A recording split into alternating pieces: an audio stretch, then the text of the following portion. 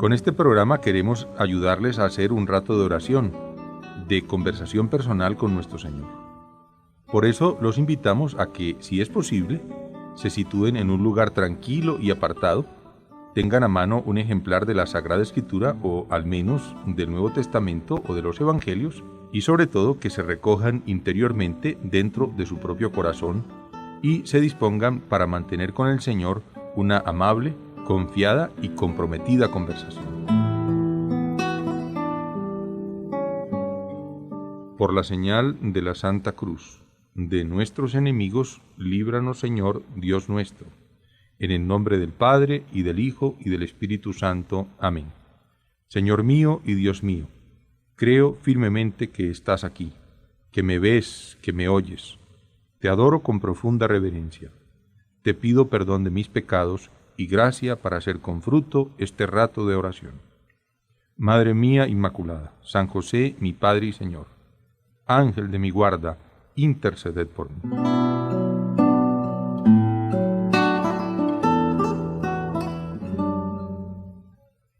La presencia de Cristo trae siempre consigo un ambiente de paz. Él mismo tiene por nombre Príncipe de la Paz, como lo recoge Isaías en el capítulo 9, versículo 6. Su nacimiento es, lo recuerdan los ángeles en su cántico, un anuncio de paz en la tierra para los hombres de buena voluntad, como recoge el Evangelio de San Lucas, capítulo 2, versículo 14. Y en su vida pública el Señor pondrá entre los bienaventurados a los pacíficos, bienaventurados los pacíficos. Mateo 5, versículo 9. Los discípulos que predican en su nombre se han de presentar ante los demás y a quienes reciban su mensaje salvador, y el Señor los llama los hijos de la paz. Así lo recoge San Lucas en el capítulo 10, versículo 6. Cuando resucita no tiene para sus apóstoles que lo han abandonado, Pedro lo ha negado y los demás lo han abandonado, palabra alguna de recriminación o reproche, como otras veces les dice también en esa ocasión: la paz sea con vosotros, soy yo, no temáis, como lo relata San Lucas en el capítulo 24, versículo 36. Cristo es el príncipe de la paz, Cristo anuncia la paz a los hombres de buena voluntad, bienaventurados los pacíficos. El Señor llama a sus discípulos los hijos de la paz. La presencia de Cristo en nuestras vidas es pues una fuente de paz serena e inalterable.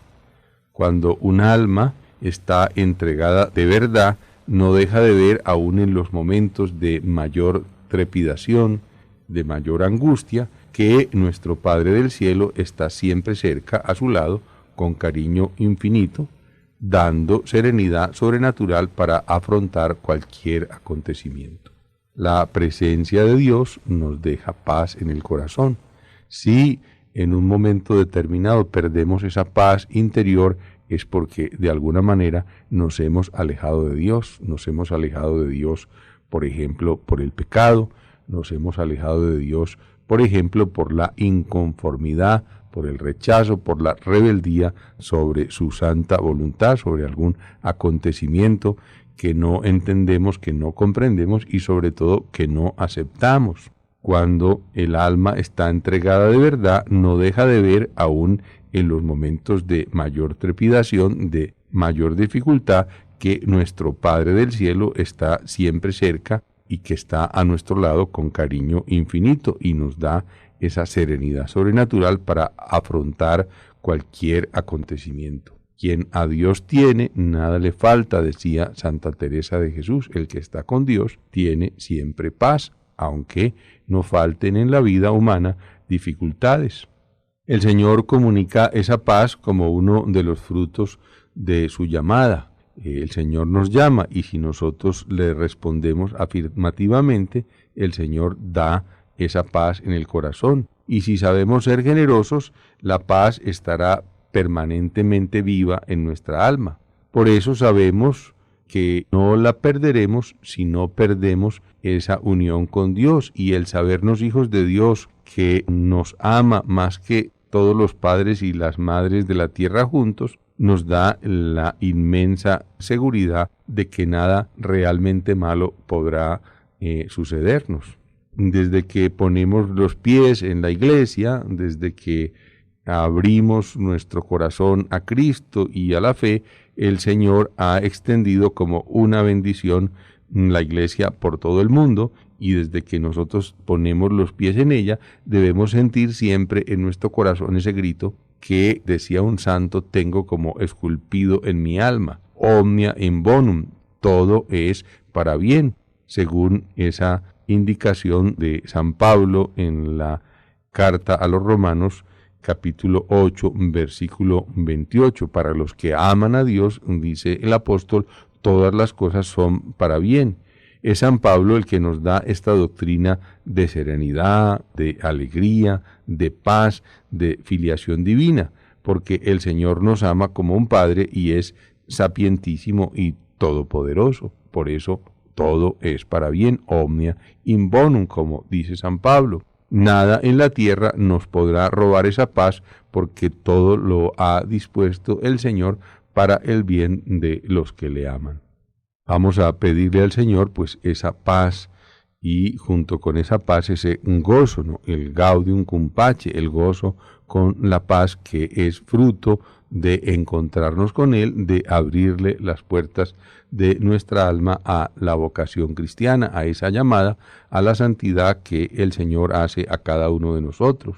Y desde que nos entregamos al Señor, desde que le damos a Él la vida sin regatearle nada, impulsados por un amor filial, para nosotros todo queda unido y ordenado en nuestra existencia a la luz de la filiación divina. Nos decidimos a aceptar al Señor en nuestra vida, le queremos dar nuestra vida al Señor, y todo se ordena dentro de esa realidad de la filiación divina. Somos hijos del Padre, el Padre vela por nosotros, el Padre es providente, nosotros tenemos sosiego, tenemos serenidad, tenemos paz. Como consecuencia de ese orden sereno y firme de nuestro corazón, la paz preside nuestra existencia. Nos sabemos hijos de Dios, nos sabemos en las manos poderosas, amorosas, paternales, providentes de nuestro Padre Dios. Y si alguna vez pues se amenaza esa paz del corazón, pues es el momento de hacer un acto de abandono en las manos de Dios. Señor Dios mío, le podemos decir, en tus manos poderosas, paternales, amorosas, providentes, misericordiosas, abandono lo pasado, lo presente, lo futuro, lo poco, lo mucho, lo pequeño, lo grande, lo temporal y lo eterno. Nos podemos poner en las manos de Dios de verdad, no solo con las palabras, sino con esa disposición profunda del corazón de abandono en las manos de Dios. Y entonces vendrá el sosiego y vendrá la paz, a pesar de las dificultades, a pesar de los problemas. No habrá dificultad, por grande que sea, que pueda enturbiar esa paz, porque si Dios está con nosotros, ¿quién contra nosotros? Romanos 8:31. Si Deus cum nobis, quis contra nos. Si Dios está con nosotros, ¿quién podrá estar contra nosotros? ¿Y qué es esa paz de la que estamos hablando? Nos dice Camino, la paz es algo muy relacionado con la guerra. La paz es consecuencia de la victoria. La paz exige de mí una continua lucha. Sin lucha no podré tener paz. Camino 308. Es una lucha para vencer esos enemigos de nuestra santificación, para vencer el pecado, para vencer el egoísmo, para vencer la pereza, para vencer la comodidad, para vencer las malas inclinaciones de nuestro corazón. Vamos luchando y esa lucha nos va dejando como fruto esa paz, ¿no? La paz que Cristo nos ofrece no es una quietud cómoda y egoísta, sino fruto del sacrificio y de la generosidad. El Señor quiere que luchemos. No nos da una paz que es algo así como una tranquilidad cobarde, hecha de miedosas transigencias con nosotros mismos, transigir con nuestros propios defectos, ni tampoco de transigir con el ambiente.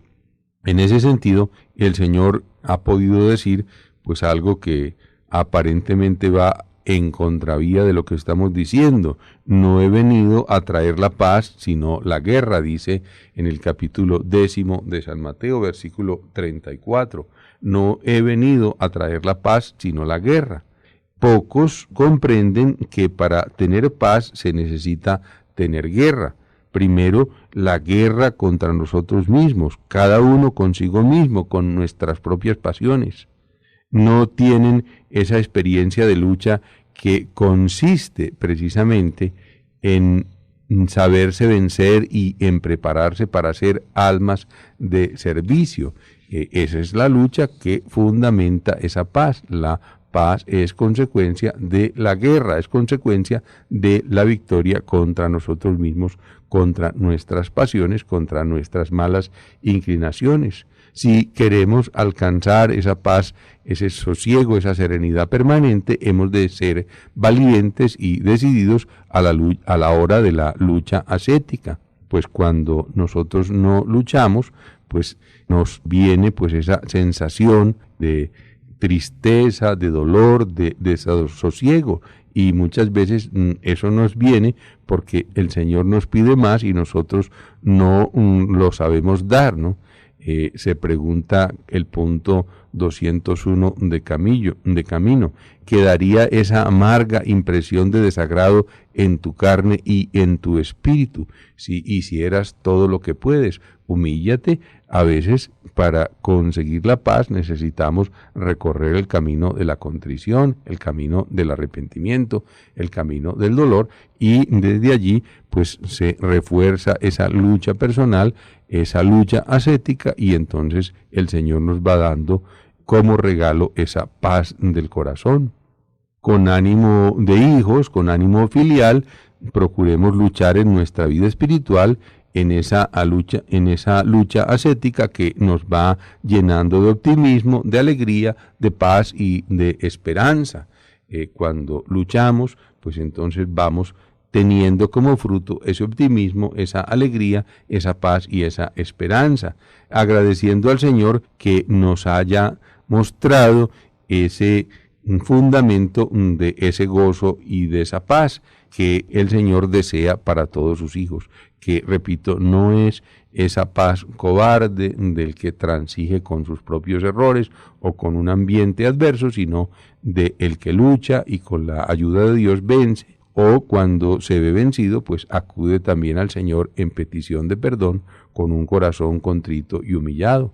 No desprecia a Dios un corazón contrito y humillado, pero ese es el camino para la paz, el camino de la contrición, el camino de la lucha, el camino de la aceptación de la voluntad de Dios. Y esa lucha no es solo en ese frente interior, que es la primera, la lucha ascética, la lucha contra nuestras malas inclinaciones, la lucha para fortalecer nuestra vida espiritual, sino que también en el apostolado pues necesitamos luchar, ¿no? También la labor apostólica requiere lucha para conseguir la paz de Cristo en el reino de Cristo. Queremos que la cruz triunfe de sus enemigos para que el mundo se pacifique. En cierto modo, podremos decir que nosotros peleamos una guerra divina que es una maravillosa siembra de paz. Cuando vamos luchando contra el error, cuando vamos luchando contra la ignorancia, contra la difusión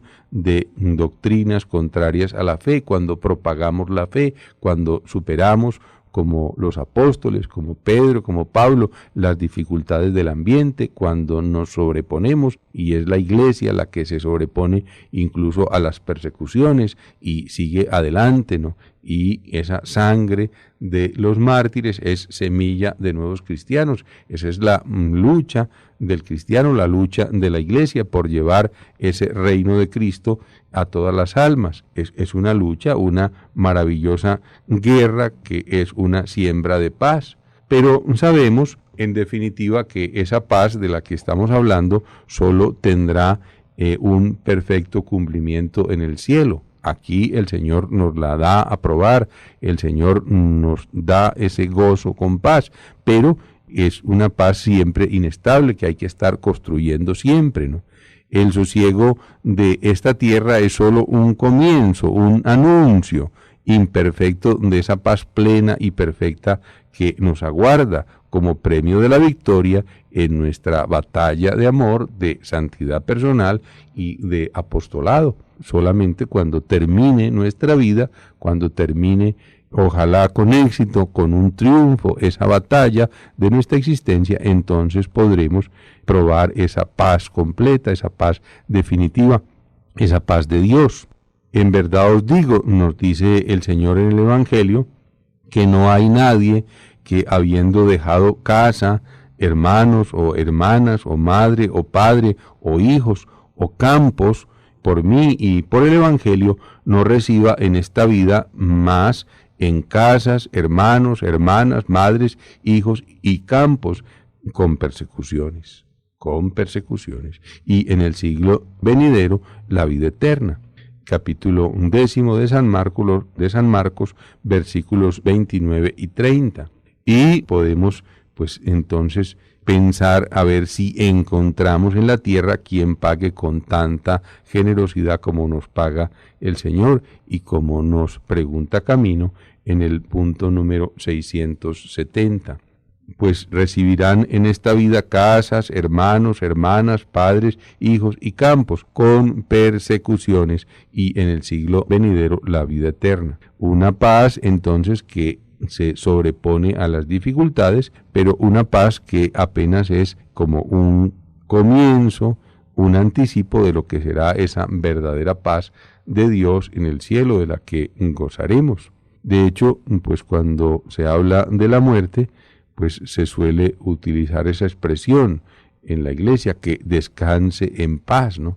Es la paz de los que se salvan, la paz de los que están en el cielo, la paz de los que han muerto en el Señor, que descansen en paz, que descansen de sus fatigas, porque sus obras los acompañan. Pero mientras estamos en esta vida, pues no nos faltarán ni cruz, ni trabajos, ni tribulaciones. Los tendrás mientras vivas, dice Camino en el 699. Por ese camino fue Cristo, y no es el discípulo más que el Maestro. Repitamos esto porque es bueno que no se nos olvide. Cruz, trabajos, tribulaciones, los tendrás mientras vivas. Por ese camino fue Cristo, y no es el discípulo más que el Maestro. Encontrar el dolor en el camino del cielo no nos debe llevar a perder la paz, a perder la serenidad.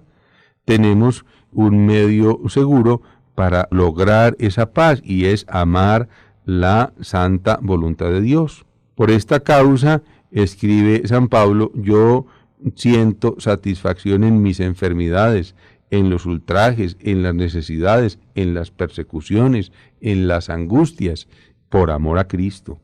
Escribe San Pablo en la segunda a los Corintios, capítulo 12, versículo 10. Y pues San José María Escribá nos señaló con su ejemplo qué podemos hacer cuando ante el dolor y ante la tribulación rezaba y enseñaba a rezar esta oración, que recoge también en su libro Camino, en el punto 691. Recomendaba que ante un problema muy grande, ante una dificultad, ante un dolor, ante la muerte de un ser querido, se repitiera despacio esta oración, como paladeándola, ¿no? Hágase, cúmplase, sea alabada y eternamente ensalzada la justísima y amabilísima voluntad de Dios sobre todas las cosas. Amén, amén. Y recomendaba rezarla así, y aseguraba que esta oración nos daría paz, ¿no? Hay que aceptar la voluntad de Dios, y no se trata simplemente de decirla con palabras, sino que esas palabras sean expresión de una actitud profunda de abandono y de fe por parte nuestra en esas manos amorosas de Dios, en esa voluntad de Dios que quizás en ciertos momentos no entendemos, o que nos puede resultar particularmente dura y difícil de aceptar. hágase, cúmplase, sea alabada y eternamente ensalzada la justísima y amabilísima voluntad de Dios sobre todas las cosas. Amén, amén. La identificación con el querer divino conduce enseguida a encontrar la paz. Decimos entonces que hay dos caminos para encontrar esa paz del corazón, esa paz que nos trae Cristo. El camino del arrepentimiento, el camino de la contrición, el camino de la rectificación, cuando nos hayamos apartado de Dios, cuando nos hayamos dejado llevar por nuestras malas inclinaciones, la contrición y pues esa lucha para procurar vencer en esa vida ascética, en esa lucha ascética, y eso nos va dando paz. Y ante las dificultades, ante los problemas, ante las cosas difíciles y duras, ante esa cruz, esos trabajos, esas tribulaciones, que son como parte esencial de nuestra existencia, pues esa aceptación plena de la voluntad de Dios. Dos puntos muy concretos que nos pueden servir para examinarnos. Si no tenemos paz, pues es por una de estas dos razones: o no estamos luchando contra nuestros defectos, o no le hemos sabido pedir al Señor perdón de corazón, con confianza en su misericordia, o bien estamos rebelándonos, rechazando alguna manifestación quizás no grata para nosotros de la voluntad de Dios. Hay que procurar dar ese paso, abandonarnos en esa voluntad de Dios, aceptar eso que Dios nos está pidiendo, que Dios nos está mandando, ¿no? Ya sea pues diciendo esta ejaculatoria: hágase, cúmplase, sea alabada y eternamente ensalzada la justísima y amabilísima voluntad de Dios sobre todas las cosas. Amén, amén. O bien ese acto de abandono con estas o con otras palabras parecidas, ¿no? De abandono en esa voluntad de Dios, en esa providencia de Dios. Señor Dios mío, en tus manos poderosas, paternales, amorosas, providentes, misericordiosas, abandono lo pasado, lo presente, lo futuro, lo poco, lo mucho, lo pequeño, lo grande, lo temporal y lo eterno. Y vendrá esa paz, vendrá ese sosiego a nuestro corazón. Debemos para eso, para dar frutos de santidad, nuestro trabajo, hacer nuestra la actitud de Cristo nuestro Señor, que no tuvo más anhelo que cumplir la voluntad de su Padre, ¿no? Mi alimento, decía a los discípulos, lo recoge San Juan en el capítulo 4, versículo 34, mi alimento es hacer la voluntad del que me ha enviado y dar así cumplimiento a su obra. El Señor se entregó a esa voluntad del Padre, se entregó a la voluntad de Dios, ¿no?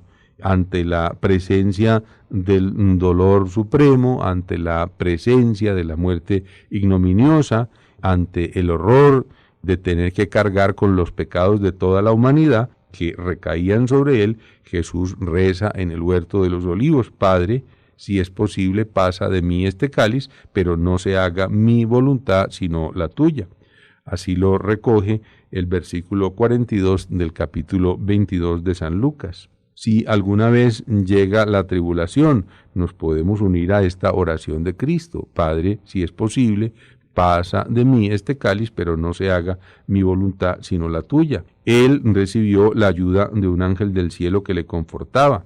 Al nosotros velar en oración junto a Cristo, seremos también confortados por nuestro ángel de la guarda, que será para nosotros un ángel de paz, y podemos rezar con la liturgia de la Iglesia: te rogamos, Señor, que dirijas la marcha del mundo según tu voluntad por los caminos de la paz. Y nos unimos también, para terminar nuestra oración, a la oración de la Santísima Virgen. En Nazaret, fiat, dice ella, hágase, in fiat mi secundum verbum tuum, hágase lo que tus palabras me han comunicado de parte de Dios. En toda ocasión, aún en los momentos más duros y difíciles, nosotros debemos abandonarnos en la voluntad del Señor y besar esa cruz con la que el Señor nos quiere bendecir. La Santísima Virgen, nuestra Madre, nos acompañará también a nosotros, como acompañó a Jesús en el Calvario, y ella, que es la Reina de la Paz, nos dará siempre esa paz del alma, aún en medio del dolor.